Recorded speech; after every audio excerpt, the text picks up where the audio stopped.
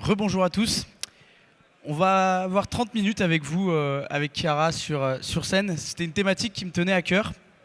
Comme vous le savez, Cryptosphère, c'est un énorme réseau étudiant de plus de 800 membres, plus de 27 universités et écoles d'ingé, écoles de commerce. Et aujourd'hui, j'ai invité Chiara, qui n'est pas forcément native crypto, mais c'est aussi ce qui m'intéressait dans son parcours et dans ce qu'elle fait aujourd'hui. L'objectif aujourd'hui, il est de parler de plein de sujets qui concernent les étudiants, mais pas que, parce qu'il n'y a pas de moment à se réorienter ou se créer un profil différent. Et il vient aussi un peu d'une histoire personnelle sur comment on pouvait nous dire non à un certain moment de notre carrière ou même du moment où on a commencé à créer des choses et comme Asher disait, à bidouiller. Je ne sais pas si c'était ton cas. Mais donc on a 30 minutes ensemble. Chiara, est-ce que tu pourrais te présenter très rapidement ? Oui, alors déjà, merci beaucoup de m'avoir invité, pardon. Et écoute, oui, moi, donc, je m'appelle Chiara, j'ai 27 ans et aujourd'hui, je suis CEO de Edgekills, donc qui est une plateforme pour coacher tous les étudiants qui souhaiteraient avoir accès aux métiers élitistes. Et on commence aussi à développer pas mal, c'est marrant que tu l'aies précisé, la partie reconversion, parce qu'aujourd'hui, le marché du travail est devenu très compliqué. Mais je pense qu'il y a beaucoup plus d'opportunités qu'on peut se créer aujourd'hui. Mon premier sujet, c'est que souvent j'entends dire, quand j'ai des nouveaux étudiants qui arrivent sur Cryptosphère, ou même quand j'étais encore en études en master, c'est j'ai jamais d'opportunité, j'arrive pas à avoir de stage, j'ai envoyé 50 CV et au final rien ne se passe. Et cette situation, j'ai pas eu l'impression de la vivre. Alors pourtant, j'ai eu comme tout le monde plein de refus pour des stages. Toi aujourd'hui, comment tu dis à un étudiant qui vient de voir, j'arrive pas à avoir mon stage, parce que juste pour rappeler, ton entreprise permet donc à des étudiants d'être coachés et d'avoir des stages. Au début, c'était que dans la finance traditionnelle. Ouais. Maintenant, c'est tout ce qui concerne les métiers un peu élitistes qui sont difficiles d'accès. Et donc toi, pour un étudiant là, qui a 18 ans, qui rentre dans ses études et qui va aller chercher ses premiers stages, ça serait quoi le premier conseil ? Je pense que le mot-clé ici, c'est réseau. Moi, j'ai galéré, franchement, mes parents, ils ne sont pas du tout issus du milieu de la finance, encore moins d'école de commerce. Ils étaient dans la science. Et moi, quand je suis arrivée, je me suis dit, bon, j'ai mon école, j'ai payé 20 000 balles l'année, j'espère bien que j'aurai un stage. Et quand j'ai commencé à postuler, à envoyer des CV, qui d'ailleurs, mon CV, il avait vraiment une sale tête, j'ai vite compris que c'était pas ça qui allait être la clé. N'hésitez pas, maintenant, on a quand même accès à de l'information. Avec les réseaux sociaux aussi, on peut plus facilement discuter avec les gens, leur proposer des cafés, les rencontrer. On a aussi des événements justement comme Cryptosphère qui permettent directement d'être mis en contact avec des opérationnels et des professionnels. Commencez le plus tôt possible à contacter des personnes qui vous inspirent. Si c'est dans la crypto, n'hésitez pas à écrire à des influenceurs comme Asher, même aujourd'hui entrepreneurs, ils vous répondront. Si vous aimez la finance, contactez des gens qui sont dans ce secteur. Essayez d'échanger avec eux, de vous créer le réseau le plus tôt possible. Tu parlais de contacter des gens. Moi, j'ai envie de parler de résilience. Est-ce que, quand tu as fait tes premières demandes de stage, tes premiers stages dans la finance, qu'est-ce qui s'est passé ? Ça a été un mail, un message, c'est quoi ? Alors moi, quand j'ai commencé, LinkedIn, c'était personne... On se disait, oui, LinkedIn, c'est bon. C'était pas comme aujourd'hui. Pour moi, aujourd'hui, LinkedIn, c'est devenu le nouveau Tinder du travail, tu vois. Et encore, il y en a même certains qui se permettent de draguer via LinkedIn. Mais donc, en fait, à l'époque, moi, je me suis dit, oui, LinkedIn, ça va pas me servir à grand-chose. J'avais pas de photos, j'avais rien. J'avais juste posté mon vieux CV en me disant, peut-être que quelqu'un va me recruter. D'ailleurs, c'est comme ça que j'ai trouvé mon stage de 2 mois. J'avais commencé, la première fois où j'ai commencé à comprendre que le réseau, c'était important, c'est en participant à un événement, justement, à Londres. En finance, je me suis retrouvée avec tous les Anglais, les étudiants anglais là-bas, qui étaient à fond, qui parlaient à tout le monde. Moi, j'étais là, mais je me suis dit, mais qu'est-ce que je fais là ? J'ose même pas aller poser une question. Et d'ailleurs, c'est pour ça qu'en France, on est très très nuls comparé aux étudiants internationaux. Quand je me compare à ceux du Royaume-Uni, en termes de réseau et comment se créer un réseau, on est on est moins bon que les étudiants là-bas. Donc la première fois, c'est comme ça. Après, j'ai commencé à contacter les gens sur LinkedIn. Et de fil en aiguille, j'ai compris qu'il fallait encore mettre en place d'autres choses pour aller décrocher ces opportunités. C'est marrant parce que t'as pas eu la trame de ce talk de 30 minutes, mais tu as devancé 2 de mes sujets que j'avais. Tu as parlé à la fois de LinkedIn, et d'ailleurs ce que je trouve assez marrant, c'est que tu disais que tu le considérais pas du tout, ce qui n'est pas du tout mon cas. Et tu as parlé du réseau et des étrangers, on y viendra après. Quand tu parles de LinkedIn, moi je trouve ça vraiment intéressant parce que les premières opportunités que j'ai pu avoir dans le monde du travail, c'est via LinkedIn. Et je ne sais pas si toi aujourd'hui tu peux le considérer comme ça, mais moi je le considère vraiment comme un CV numérique sur lequel on peut raconter un peu sa vie et aussi ce qu'on apprend, comment on le fait et ses échecs. Est-ce que toi aujourd'hui tu considères vraiment que LinkedIn est une pierre essentielle pour un étudiant, pour un travailleur dans le monde professionnel? Ah mais ça c'est sûr et certain. La première chose qu'un recruteur regarde, que ce soit une RH ou même ceux qui vont recruter, donc les recruteurs opérationnels directement, la première chose qu'ils regardent, et j'en ai fait partie de ces recruteurs-là, on va taper le nom de la personne, on va regarder son LinkedIn. On va regarder s'il a une photo, on va regarder s'il a une bannière, on va regarder si son LinkedIn est bien présenté.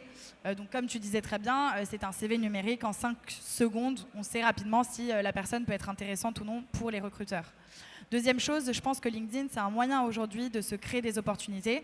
Ça a été mon cas, mais ça a été aussi le cas de certains de mes étudiants qui ne sont pas forcément dans des écoles target et qui sont en tout cas dans le prisme de sélection de certaines banques et qui, en fait, en postant sur LinkedIn, en montrant qu'il avait de l'expertise, qu'il était passionné par ce secteur-là, il a commencé à publier et s'est fait même repérer par IBM aux États-Unis.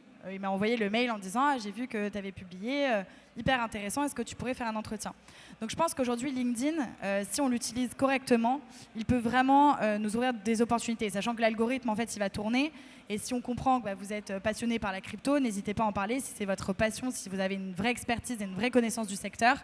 Aujourd'hui, les recruteurs, ils vont préférer quelqu'un qu'on va former, mais qui est très très bon dans ce qu'il fait, donc qui a une certaine expertise, plutôt que quelqu'un qui est un peu bon partout, mais qui n'est pas expert dans un secteur. Je pense que ça, c'est hyper important. Et surtout dans l'écosystème des startups, c'est ce qu'on va regarder aussi, le système du VC.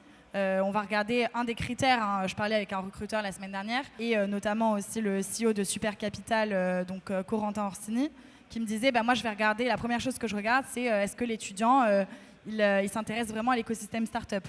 Est-ce qu'il poste sur LinkedIn? Est-ce qu'il fait une newsletter autour des startups ou de l'écosystème? Donc ça va être vraiment important. Et même dans les métiers un petit peu plus carrés, donc, comme le M&A ou le private equity, qui sont des secteurs sur lesquels je travaille, on va rechercher des profils de ce genre. Donc toi, tu es complètement dans la tangente qu'il faut poster, qu'il faut communiquer sur LinkedIn. C'est comme ça que tu vas chercher tes clients aussi.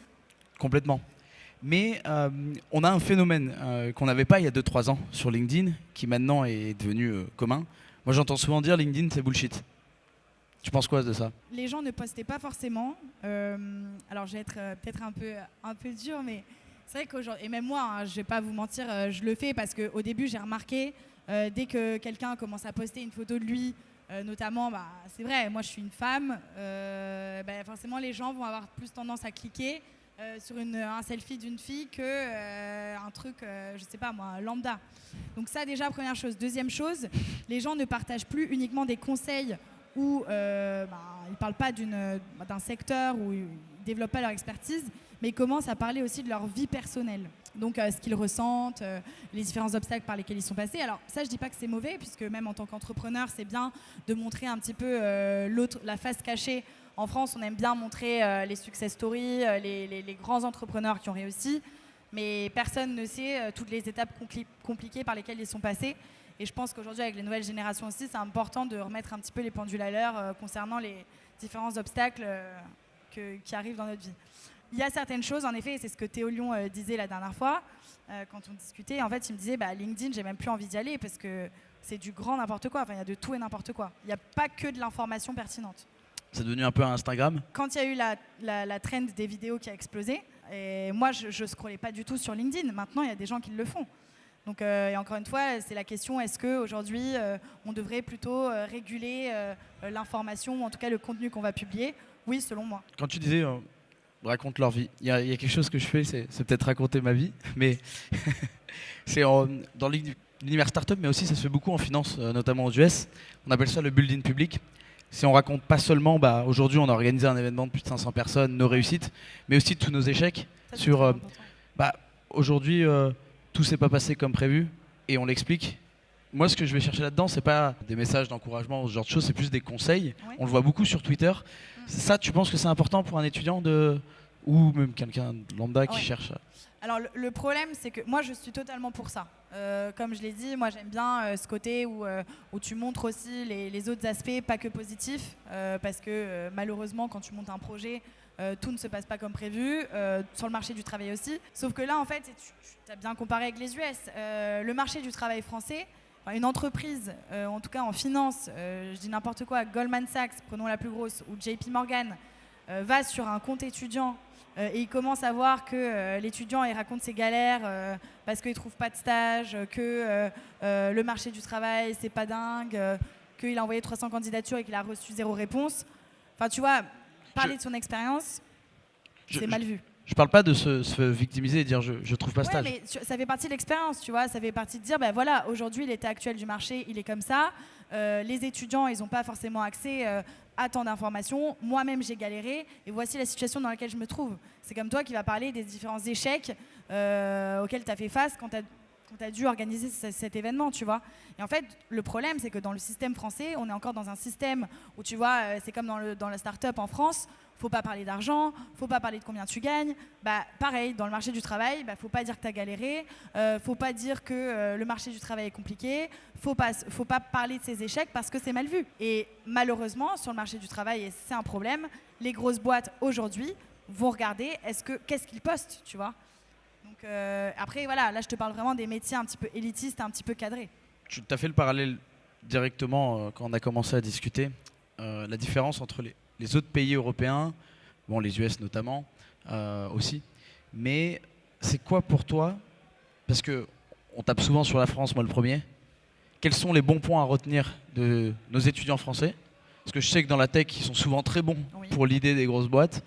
Et quels sont les autres points à aller chercher de d'autres cultures asiatiques, américaines? Alors moi je pense quand même qu'en France, on est très très bon techniquement. On a quand même une culture du travail qui est quand même assez poussée malgré tout. Moi quand je vois en finance, les étudiants en finance, ils sont sur la partie technique, c'est les meilleurs. C'est-à-dire qu'ils tapent les US, ils tapent l'Asie, ils tapent le Royaume-Uni. Enfin, vraiment, en termes de technique, ils sont très, très, très, très bons. Où on va être moins bon, c'est tout simplement savoir se vendre, savoir réseauter. Moi, quand je regarde aujourd'hui, beaucoup d'étudiants, et ça, c'est une question super importante, la première chose que vous devez savoir vendre, c'est vous-même, en premier lieu. Après, quand vous allez créer une boîte, potentiellement, vous allez devoir vendre votre produit, votre service. Mais déjà, savoir se présenter, c'est hyper important. Quand je vois les différents étudiants qui se présentent, généralement, ils sont plus dans une récitation de paragraphes que je vais essayer d'aller chercher et créer un lien de réciprocité avec la personne qui m'interviewe. Et ça va être super important. Là où on est un peu moins bon, donc tout autour du storytelling, de la présentation, du fit et surtout du réseau, parce qu'on n'ose pas. Et parce qu'on nous a toujours dit, faut être très carré, faut poser ce genre de questions sur le marché, faut pas être trop intrusif sur la vie de l'interlocuteur qui t'interviewe. Donc je pense que voilà, en termes de réseautage, il faut aller chercher ailleurs la façon dont on réseaute et surtout la façon dont on se vend et dont on vend. Tout ce que tu résumes du coup tourne autour de comment se mettre en avant, comment se vendre, comment parler de soi. Avec des amis, on a créé un groupe qui s'appelle The Comment, qui est plus basé sur Twitter, où le but c'est de s'encourager à trouver des idées de contenu à partager, parce que souvent les gens ont plein d'idées mais ne les partagent pas. Sur Cryptosphère, on a 800 membres, mais sous nos publications, j'arrive pas à avoir 800 likes, et j'arrive pas à avoir 800 commentaires. Ça me frustre énormément, et ça fait 3 ans que j'essaie de savoir pourquoi.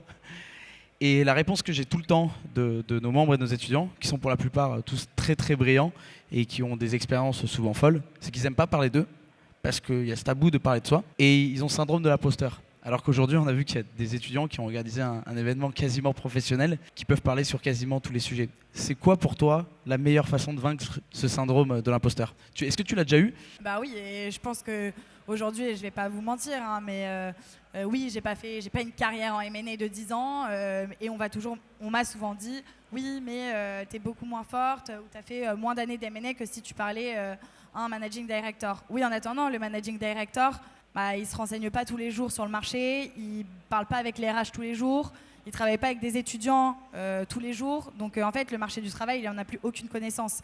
Et donc c'est là en fait la différence. C'est si vous êtes passionné par quelque chose et si vous aimez parler de quelque chose, en étudiant tous les jours sur le sujet ou en vous renseignant tous les jours sur le sujet, vous allez être peut-être meilleur que quelqu'un qui travaille dans le secteur depuis 15 ans. Moi, j'aime bien donner un exemple.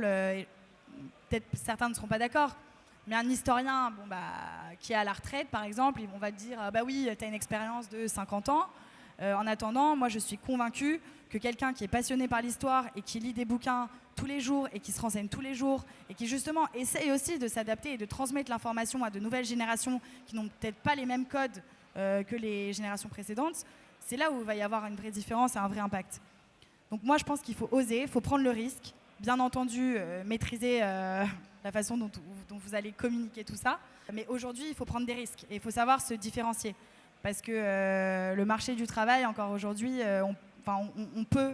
n'importe quel recruteur peut remplacer un junior par un autre. Donc comment vous allez vous rendre indispensable? C'est en montrant que vous avez une expertise, que vous comprenez et surtout quelque chose aussi que je peux vous recommander, c'est, et je pense dans n'importe quel métier, que ce soit de la finance ou autre, apprenez à maîtriser l'IA. Et quand je dis apprenez à maîtriser l'IA, ça peut partir même de ChatGPT, mais je vous assure que prompter, c'est pas un truc comme ça. Enfin, c'est assez complexe. Moi, je vois beaucoup d'étudiants ne savent toujours pas utiliser ChatGPT. Et une des premières compétences qu'on va vouloir rechercher, c'est est-ce que l'étudiant il sait utiliser l'IA et surtout est-ce qu'il sait challenger l'output que va donner l'IA. Et donc là, si vous avez une expertise, que vous maîtrisez l'IA, que vous savez prompter, mais aussi que vous challengez la réponse que l'IA va vous donner, c'est là où vous allez savoir vous différencier. Et bien entendu, savoir vous vendre, comme je le disais. Tu as parlé de l'IA. Moi, ce qui m'embête, c'est que tu devances toutes mes questions. Donc, on va passer celle-ci. Parce que franchement, j'ai pas eu de trame. Non, il n'y a pas eu de trame. Il n'y a pas eu de trame. On parle beaucoup des étudiants. Toi, quand tu as créé ta boîte, tu n'étais plus étudiante. Tu avais travaillé en M&A. D'ailleurs, je me rends compte que quelque chose, il y a peut-être sans doute plein de gens qui ne sont pas familiers forcément au M&A. Je pense que ça serait intéressant que tu nous expliques ce que c'est, le VC aussi, et que c'est un métier très dur, beaucoup de pression. Ouais. Est-ce que tu étais passionné par le M&A? Parce qu'on a parlé de la passion. Moi, je suis j'aime bien la question. Définitivement passionné par la crypto. C'est ce qui me pousse à continuer et à œuvrer au quotidien parce que ça me fait plaisir et d'avoir monté ma boîte. Mais toi, pourquoi il n'y a plus de M&A? Alors moi, je vais être très honnête. C'est vrai que quand moi, j'ai fait parcours assez classique, donc classe prépa parce que j'étais perdue, je ne savais pas ce que je voulais faire. Après la prépa, je suis allée en école de commerce, comme la plupart des étudiants qui font classe prépa ECS. Et quand je suis arrivée, au début, j'ai dit, moi, je suis intéressée par l'écosystème start-up. Voilà, c'est tout ce que. Au début, je voulais faire ingénieur en chimie en plus, donc rien à voir. Et je suis arrivée, on m'a dit, oui, mais la finance, c'est ce qui va t'ouvrir le plus de portes. Oui, c'est ce qui paye le mieux. Moi, mes parents, ils n'étaient pas très aisés, donc j'ai toujours eu un peu ce syndrome du manque autour du financier, on va dire. Et du coup, on m'a dit, ça va t'ouvrir les portes. Moi, j'étais quelqu'un, j'avoue, de très ambitieux, très compète. Donc, je suis allée là-dedans un petit peu, pas par choix, mais plus parce que c'était, en tout cas, le secteur qui allait m'ouvrir le plus de portes. Et quand j'ai commencé, alors oui, c'est un rythme compliqué. Hein. Vous terminez très tard. Moi, je finissais rarement avant minuit. Je bossais de temps en temps les week-ends, voire très souvent. Après, moi, j'ai toujours été une très grosse bosseuse et surtout, je savais pourquoi je le faisais. C'est-à-dire que le M&A, ça allait être un moyen pour moi de m'ouvrir des portes et ensuite pouvoir faire ce que je voulais. Donc, j'ai jamais subi le M&A. Pour le coup, je kiffais. Je travaillais avec de très grosses boîtes, notamment sur l'acquisition de Tiffany par LVMH. Donc, j'aimais beaucoup ce que je faisais et surtout, j'avais une certaine expertise dans le secteur du luxe qui m'intéressait, où je voyais que je comprenais comment ça fonctionnait. Mais donc, c'était pas une passion? Non, c'était pas une passion, mais encore une fois, non, c'était pas une passion. Aujourd'hui, par contre, le taf que je fais, j'irais pas dire que je suis passionnée par la finance. Mais par contre, je suis passionnée par aider les gens, avoir un impact, créer quelque chose qui puisse faire évoluer des personnes, et les changer. Les faire évoluer. Mais non, je n'étais pas passionnée par le M&A et je pense qu'il y a très peu de gens qui sont passionnés aujourd'hui par leur métier, malheureusement. Tu as évoqué les écoles de commerce, il y a les écoles d'ingé en fonction des métiers dans lesquels on veut aller, que ce soit dans toute branche, il y a toujours une branche d'élite. Tu travailles avec beaucoup d'écoles de commerce.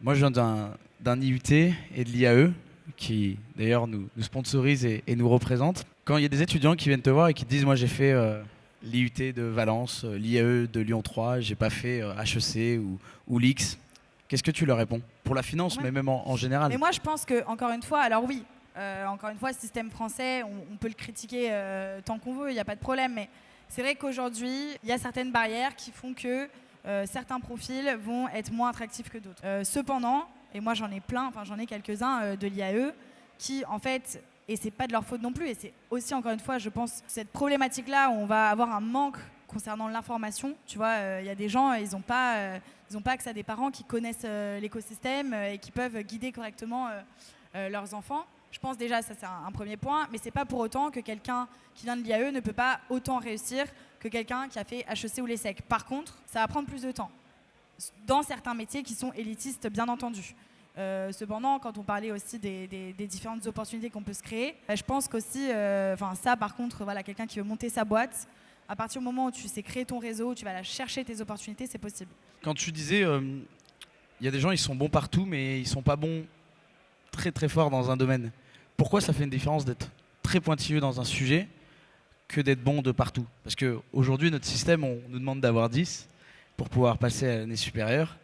Et pourquoi au travail, il ne suffit pas d'être bon de partout pour pouvoir avoir un profil qui se diversifie? C'est bien la problématique, c'est que quand tu regardes, il y a les écoles, les étudiants et les entreprises. Ça fait un triangle, mais il n'y en a aucun qui communique et ça se centralise jamais puisque personne n'est jamais d'accord. L'école ne sait pas apprendre aux étudiants comment se comporter sur le marché du travail, donc l'étudiant ne correspond pas aux attentes des entreprises et les écoles ne comprennent pas le système des entreprises et les besoins en recrutement. Donc déjà, la première problématique est là, c'est qu'en école, on te demande d'être bon partout, mais en fait, du coup, on crée des personnes qui sont un peu pareilles, tu vois.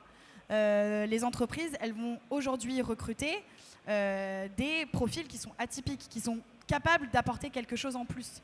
Et donc pour moi, quand je disais avoir une expertise, si tu es passionné par le luxe et que tu veux travailler dans le marketing dans le luxe, ou si tu es passionné, moi j'ai un étudiant qui travaille chez 50 Partners, ils viennent de développer l'équipe en Web3. Pourquoi ils l'ont recruté? Pas parce qu'il avait pas une école incroyable, il avait juste monté quelques boîtes qui n'avaient pas marché, mais le jour de l'entretien, il a montré qu'il avait une expertise de fou. Il a terrassé l'étudiant qui était à l'ESSEC, qui avait fait déjà 2 stages en VC en plus, mais il n'avait pas d'expertise. Ils lui ont dit, nous on préfère quelqu'un qui comprend ce qu'il va faire et qui comprend le secteur, et ensuite on va le former.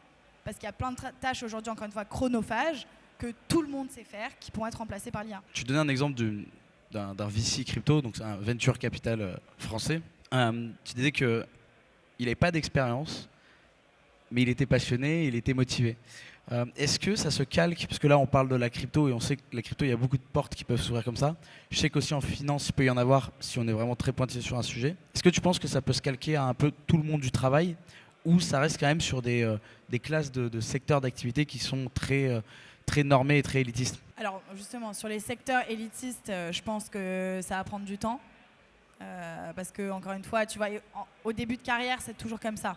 On va toujours regarder les expériences, l'école, et ensuite, est-ce que tu es bon ou non, tu vois, donc l'aspect technique. Moi, je pense que les secteurs, justement, comme le VC, écosystème start-up, un petit peu entrepreneurial, on te pousse justement à montrer que tu as de l'expertise et que tu es passionné par le secteur, tu vois. Les métiers un petit peu plus élitistes, où en fait, tu rentres un petit peu dans une usine à gaz et tu es un pion parmi tant d'autres, là, malheureusement, oui, il y a encore des moments où la première chose qu'on regarde, ça va être les expériences. Et si tu n'as pas d'expérience, on va regarder l'école. Ceci dit, au fur et à mesure, c'est là où tu vas pouvoir faire la différence. C'est là où tu vas pouvoir faire les bonnes connexions, rencontrer les bonnes personnes qui vont pouvoir te placer et surtout valider ton travail. J'ai plein d'étudiants qui ont fait une école sans prépa et pas le fameux programme grande école que tout le monde nous baratine et qui aujourd'hui a de bien meilleures expériences que quelqu'un qui s'est reposé sur ses lauriers en étant à l'ESSEC, par exemple. Merci, Chiara. Avant de finir, j'aime bien terminer avec... moi, dans le secteur de la crypto, on a beaucoup de préjugés. Il y en a beaucoup dans la finance. Si tu devais casser 3 préjugés, peut-être, pour ceux qui ne travaillent pas dans ces univers-là, sur la finance, parce qu'on dit souvent, on gagne beaucoup d'argent en finance, on travaille beaucoup, on dort pas. C'est quoi tes 3 préjugés que tu voudrais casser aujourd'hui? Je peux peut-être... si on part sur le M&A, donc la fusion-acquisition, généralement on dit qu'on est très très très bien payé. Alors oui, on gravite autour en junior, très bien payé, 100 000 euros par an à peu près, entre 80 et 100 000. Sauf qu'en fait, si vous calculez le taux horaire, vous allez vite vous rendre compte que moi, quand j'étais en stage chez Citi, j'étais payé 2500 par mois en stage, c'est énorme. Mais quand je regardais le taux horaire, j'étais payé autant qu'une femme de ménage. Donc... déjà, première chose, je pense salaire, taux horaire. Deuxième chose, c'est un métier où il n'y a pas... tout le monde dit oui, c'est un métier très masculin, très misogyne, où la femme n'a pas sa place. C'est totalement faux. Moi, j'ai jamais ressenti ça. Et pour moi, aujourd'hui, dans n'importe quel secteur, les compétences hommes-femmes, il y a des synergies, il y a des complémentarités. Et c'est comme ça qu'une entreprise fonctionne. Le troisième, tu as les préjugés... Il faut avoir fait de grandes écoles. Hein? Il faut avoir fait de grandes écoles. Pour avoir accès à certaines banques, malheureusement, faut avoir fait certaines écoles. Ceci dit, la finance n'est pas uniquement accessible avec de grandes écoles et je pense que voilà, c'est juste le chemin qui est un petit peu plus long. Super. Merci Chiara. Merci beaucoup.